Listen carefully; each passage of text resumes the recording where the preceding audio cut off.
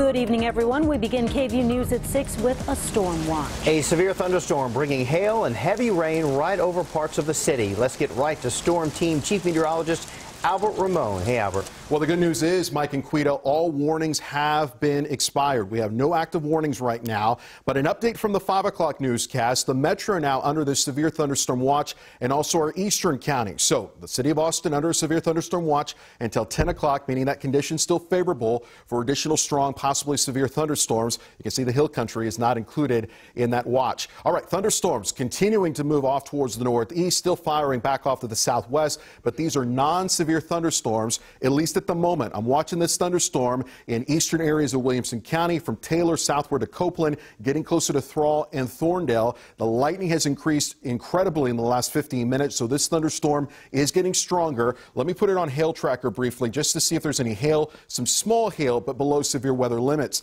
Domain, north and northeast Austin, the Arboretum, we got some light to moderate activity, some pockets of heavier rainfall near the Mansfield Dam, Steiner Ranch, and Oasis area along Lake Travis, and additional pockets of rainfall right along the Toll Road 130, just south of Manor, and a little pocket of thunderstorm activity also in western areas of Dripping Springs. So again, a severe thunderstorm watch in effect until 10 o'clock. We'll likely see the metro trimmed out of that watch a little bit earlier than that, but we're going to keep an eye on this thunderstorm activity either way.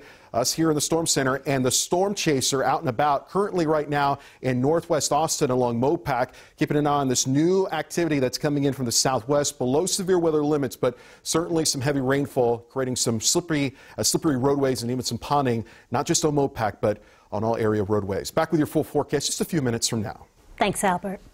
Well, last night we showed you this exclusive video of UT police taking down the suspected stabber on campus last week. Tonight we're hearing from that officer who was first on the scene. Our Tony Plohetsky has the KVUE Defenders and Austin American Statesman exclusive. And Tony, this wasn't just about police work for that officer. Well, Mike and Quita, Officer Eric Park has only been with UT for a few months. It's a retirement job of sorts after a 25-year career with DPS. He's never had his own children, but in the short time he's been at UT, he says he's come to think of the students there as his own. And that's why he sprang into action to stop the attack, and why he says he's haunted by not being able to do more. I have to stop him, and I have to do it now. That's what Officer Eric Park is thinking as he's bringing down what police describe as a killer in progress. Officer Park, kneeling just inside the doorway of Jester Dorm, is arresting Kendrix White, who police say just stabbed 4 people, killing one of them. That afternoon, Officer Park was on his way to patrol a campus protest. On his way there, he spots a man who had been stabbed. He stopped to help him, and then another student said a man with a knife was on the loose. He caught up to Kendrix White just outside the dorm and ordered him to drop the knife. And I could see he was trying to read whether I was really going to kill him or not, and I guess he decided I was. He just opened his fingers and let it fall.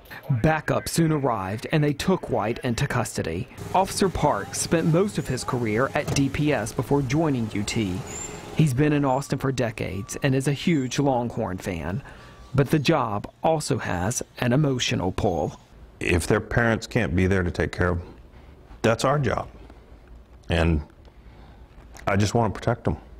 And I'm sorry.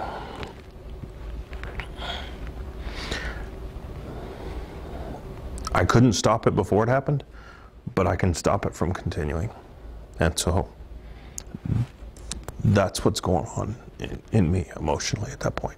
Today, Officer Park is back at work patrolling the UT campus, relieved that the carnage wasn't worse, but in some ways, blaming himself that he couldn't have done more that day. How can I not when the attack took place? If my job is to see to it that something like this never happens, if that's my whole reason for being, how could I not feel some guilt in this?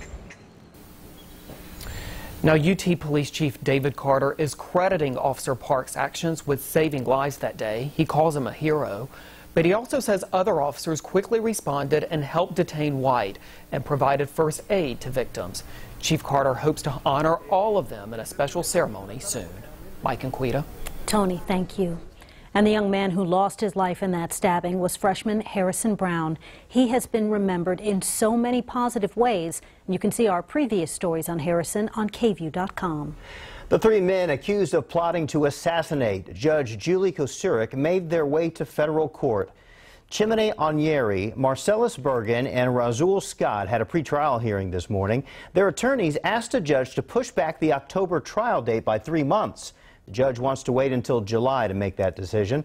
Kosar suffered serious injuries, wounded by glass and shrapnel in November of 2015 when she was shot outside her home. Prosecutors say Onyeri wanted Kosar dead because she was going to send him back to prison on a probation violation. A special education teacher at Cook Elementary in North Austin facing charges tonight for allegedly biting a 9-year-old student. Nikki Williams is charged with injury to a child for the March 6th incident. An arrest affidavit says the student was being disruptive, so Williams was called to help remove her from the classroom. Well, the student was flailing her arms, hitting Williams in the mouth and in the nose. Williams says as the student hit her, she was closing her mouth to tell the student to stop and admitted to biting the girl, but only in that manner. Williams resigned from Austin ISD on April the 13th. You may have seen headlines like these this week saying political fights over President Donald Trump are causing a spike in divorces. The headlines got a lot of attention and got a lot of us talking, but is that claim true? KVUE's Terry Gruca is here to verify it. The headlines stem from a study done by Wakefield Research. It was a survey of about 1,000 people and found 11%, 1 in 10 people, said they broke up over politics. But many of the people surveyed weren't even married. So here's a look at how they asked the question. Have you ever even once broken up with a significant other over political differences? There's no mention of the word divorce. The CDC and National Center for Health Statistics show divorce rates have actually been dropping across the country for the last decade, including here in Texas. And the most recent numbers don't come close to touching 10%, only 16.9 per 1,000 married women, or about 1.7%. There is one group that may be divorcing more, people 50 and older. Divorce rates among that group have roughly doubled since the 1990s. But mind you, Trump wasn't even in office yet. And the divorce rate has been steady for this group since 2008. So we verified that while people may indeed be fighting more over politics, it's not yet showing up in the number of people getting divorced. At least, not yet. Terry Gruca, KVUE News. Just goes to show you can't believe everything you read, and that's why our Verify team is here.